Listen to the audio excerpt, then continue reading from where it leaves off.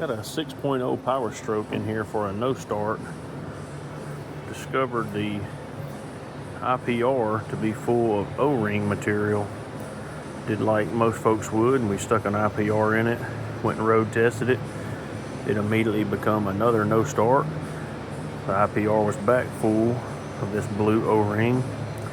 So I got to thinking that the only place it can be getting it from is the oil cooler gasket. So we tore it down to the oil cooler, and we discovered that this gasket is coming apart right here and getting into the oil, contaminating it and killing the IPRs. First time I've ever run into this. So if you're seeing gasket material in your IPRs like this, you might want to check your oil cooler gasket. We're going to go ahead and rebuild this one, and I believe it's going to solve this problem.